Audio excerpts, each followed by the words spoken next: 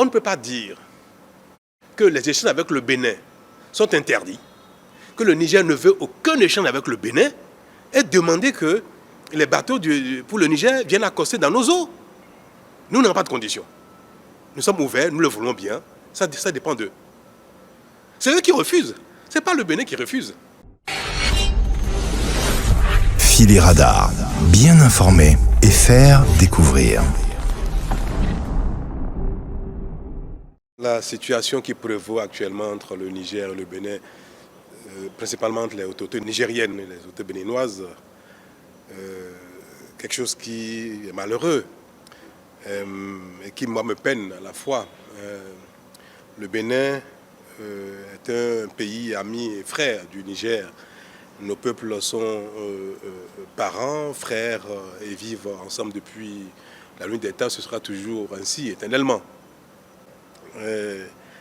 Si vous vous rappelez bien, le Bénin a été, par ma voix, a été l'un des tout premiers pays à plaider pour la levée des sanctions contre les pays qui ont été objets de coups d'État, notamment donc contre les autorités nigériennes. Et nous avons bataillé pour que la situation au Niger soit normalisée, ayant pris acte de changements politiques qu'il y a eu, bien que contraire aux dispositions universellement reconnues et promues, les voies des élections. Nous avons pris acte, j'en ai parlé plusieurs fois. Il y a un temps pour condamner, un temps pour souhaiter un rétablissement de l'ordre constitutionnel, mais aussi un temps pour prendre acte. Donc le Bénin a été l'un des tout premiers et j'ai plaidé pour que les sanctions soient levées et que la situation au Niger revienne à la normale. C'est le cas. Et le Bénin a mis en œuvre tout de suite les mesures de levée des sanctions et nous avons ouvert les frontières. Il est malheureux de constater que depuis, ce n'est pas le cas du côté des autorités nigériennes. Nous avons pris notre mal en patience parce que notre souhait est que les deux peuples continuent de vivre ensemble dans l'harmonie et que les autorités de part et d'autre travaillent au développement commun, à la lutte contre le terrorisme, contre l'insécurité qui sévit actuellement, au nord du Bénin notamment, en provenance du sud des pays du Sahel, le Burkina, le Niger. Mais malheureusement, on ne l'observe pas. Le temps passe, on apprend que le Bénin aurait massé des troupes à sa frontière avec des forces étrangères pour envahir le Niger. Ce qui, du commun des vivants, est totalement ridicule. Il n'y a pas de raison que le Bénin agresse le Niger ou les autorités nigériennes avec des forces étrangères. On ne sait pas d'où ça vient. Est-ce que c'est juste parce qu'il faut un bouc émissaire ou bien, je ne sais pas. Bref. Toujours est-il que nous n'avons pas manqué d'occasion pour envoyer des messages aux autorités nigériennes de notre disponibilité pour collaborer, pour reprendre la collaboration comme jadis. Il y a quelque temps, nous avons même permis que les produits agricoles du Bénin aillent au Niger parce qu'il y a une pénurie de denrées, de céréales. Le Bénin est un pays qui est devenu exportateur de céréales, de produits agricoles. Et tout le monde a pu voir et observer que bien que les frontières soient fermées, le Bénin permet que les biens de consommation, notamment les denrées agricoles, aillent au Niger.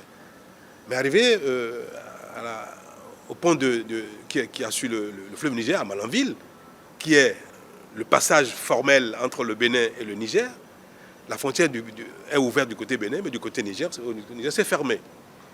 Alors, le bord du fleuve est devenu le champ de trafic d'échange de biens et des grosses barques chargent les biens à partir du Bénin, les denrées, le mil, le sorgho, le maïs, le riz, pour traverser la frontière.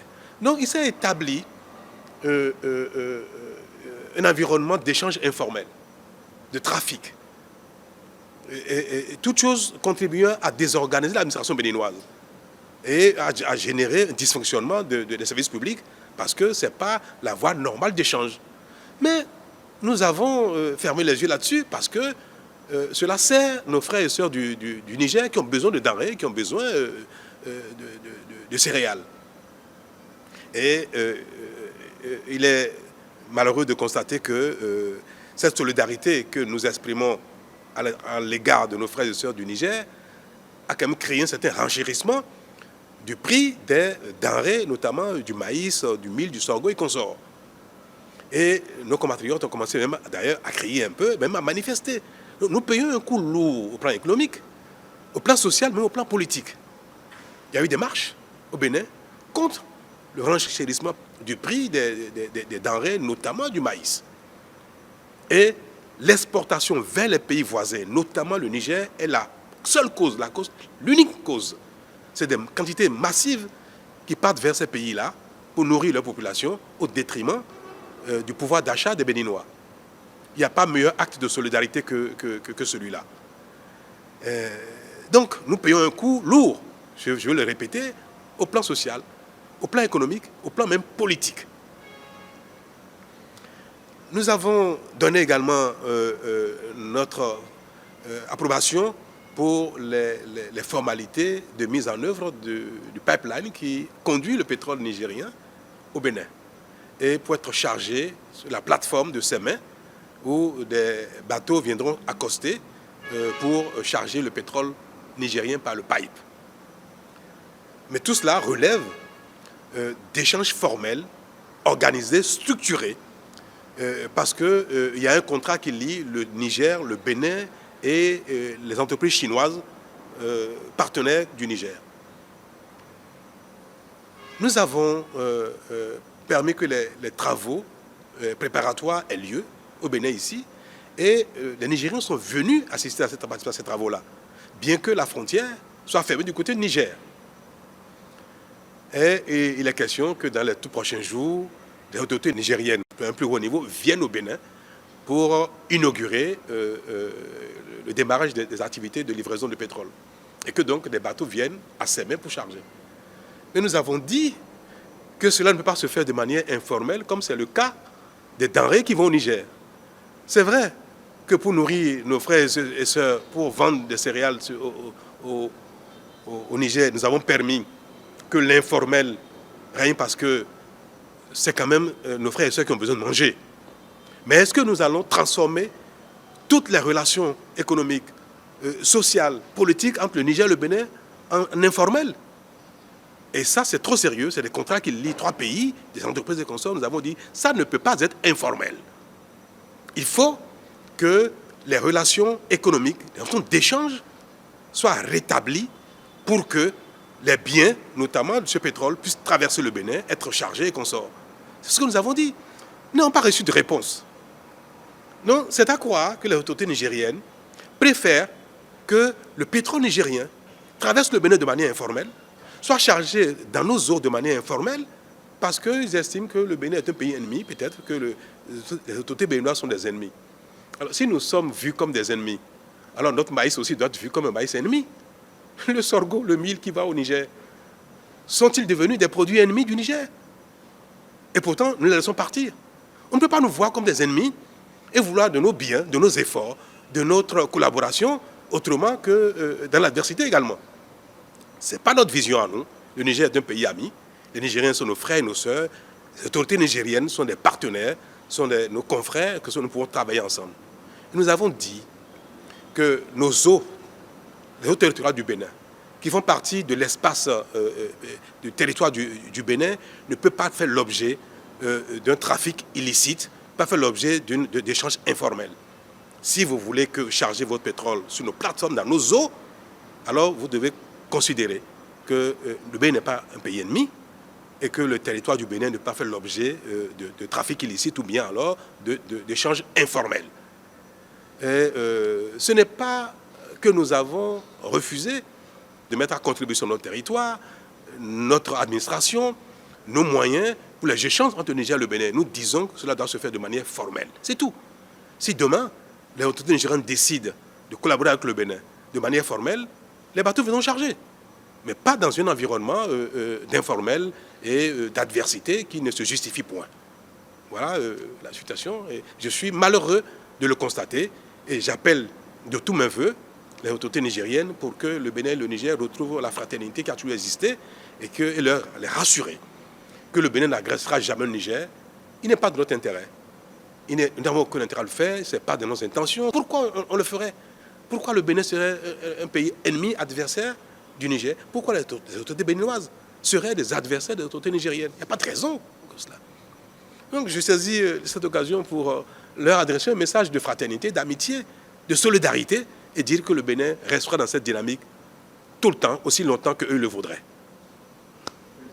Et on retrouve tout de suite notre correspondant dans la région, Serge Daniel. Bonsoir. Alors Serge, depuis le coup d'État, on le sait, depuis le coup d'État au Niger, les tensions diplomatiques sont palpables entre les deux pays. Est-ce qu'aujourd'hui, on peut parler d'une crise ouverte ? Ah oui, tout à fait. C'est une crise ouverte entre deux pays, l'un dirigé par un militaire putschiste, le Niger, et l'autre par un homme d'affaires qui sait ce que sont les affaires. Alors tout a commencé en fait après le coup d'État de juillet 2023 au Niger.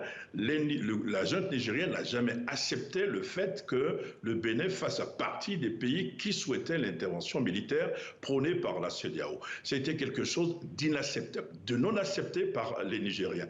Évidemment, en février dernier, il y a eu la levée de l'embargo, vous vous souvenez de la CEDEAO. Le Bénin a ouvert ses frontières, mais le Niger a dit non, nous n'ouvrons pas notre frontière avec le Bénin parce que nous estimons désormais que nous avons des problèmes de sécurité par là. Il semble, d'après ce que disent en tout cas les militaires à Niamey, c'est que le Bénin abriterait une base militaire ou des troupes françaises à Kandi, c'est à 600 km au nord de Cotonou, et ce que craint Niamey, c'est une éventuelle intervention militaire française par exemple par le Bénin, ce que dément catégoriquement Cotonou. Ensuite, Cotonou a laissé faire, a dit oui, bon d'accord, mais nous allons donc continuer ce projet de pipeline. Vous savez, le pipeline est sur 1980 km et 175 km traverse le Bénin, alors que le Niger est un pays continental, il n'a pas accès à la mer. Et voilà, donc là, le président béninois, surtout dont on connaît le caractère, a pris la parole pour dire ça suffit. Si vous voulez qu'on travaille ensemble, il faut ouvrir votre frontière, sinon il n'y a plus une seule goutte de pétrole qui va passer par Cotonou, où nous avons la mer. Donc voilà, donc c'est effectivement une crise ouverte entre les deux pays. Justement, Serge, quelles peuvent être les implications économiques de cette crise entre le Bénin et le Niger, concrètement ? Dans l'affaire, le Bénin perd, le Niger perd, la Chine perd. Vous savez que la Chine a avancé déjà 400 millions de dollars au Niger pour ce projet, par exemple.